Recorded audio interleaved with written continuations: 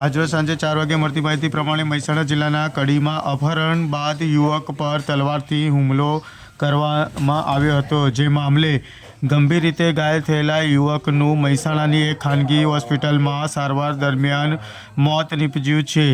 મહેસાણા જિલ્લામાં આવેલા કડી શહેરમાં તાજેતરમાં એક ચોંકાવનારી ઘટના સામે આવી છે, જેમાં અલ્ફાજ ઉર્ફે મકો કાજી નામના યુવક પર તલવારથી હુમલો કરીને તેનું અપહરણ કરવામાં આવ્યું હતું। ગંભીર રીતે ઘાયલ થયેલા યુવકનું લાંબી સારવાર બાદ મહેસાણાની એક ખાનગી હોસ્પિટલમાં તેનું મૃત્યુ થયું છે। મૃતકના યુવકના મોત બાદ પરિવારજનોએ હોસ્પિટલ બહાર ઘેરાવ કર્યો હતો અને પોલીસની કામગીરી પર સવાલો ઉઠાવ્યા હતા।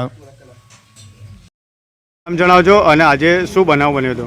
સિપાઈ સબનંબરનો શું બનાવ બન્યો હતો? સમગ્ર હકીકત કહેજો। હા, આજે બનાવ બન્યું છે, મારું ભાઈ છે કાજી અલ્ફાજ, જે 12મા મહિનાની 3 તારીખે એનો અપહરણ થયો હતો, નુગર બાયપાસ નાખી દેવામાં આવ્યો હતો। ત્યારથી લઈને અત્યાર સુધી આજે 1 મહિનો અને 11 દિવસ થયા। અમે અહીંયા વાઇબ્રેટ હોસ્પિટલમાં છે। આજે સવારે 8 વાગે એને એની આખરી સાંસ લીધી।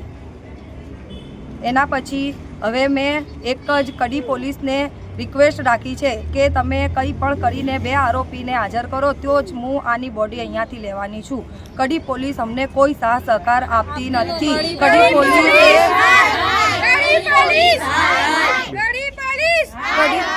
કડી પોલીસે અત્યાર સુધી અમને આ કેસમાં બસ ગુમરાજ કર્યા છે અને અંધારામાં જ રાખ્યા છે। 5 આરોપી હતા, એમાં ખાલી 3 આરોપીને રજૂઆત કરી છે, 2 આરોપીને તો પકડતા જ નથી। પાટેલ સાહેબે આ કેસની બધી માં પાડી છે અને આ પાટેલ સાહેબનું જ બહુ મોટું હાથ છે। ગીરી જોડે પૈસા પાટીલ સાહેબે લીધેલા છે। કડી પોલીસ અમને કોઈ સપોર્ટ, કોઈ રીતથી અમને સપોર્ટ સહકાર આપતી નથી। અત્યારે આવીને હોસ્પિટલમાં પાટેલ સાહેબ આઈસીયુમાં એકલા કે મરી ગયો છે કે જીવે છે કાજી, એ જોઈને ગયા, બહાર નીકળીને ગીરીને ફોન કરીને અહીંયાથી જતા રહ્યા। હજી સુધી પોલીસ કોઈ આવી નથી। સવારનું 8 વાગ્યાથી મારું ભાઈ ઓફ થઈ ગયેલો છે। કડીના અંદર જ છે, ધ્યાન નથી દેતું। કડીને અમદાવાદમાં જ ફરે છે ગીરી। કડી પોલીસ, પટેલ સાહેબ, કડી પોલીસ।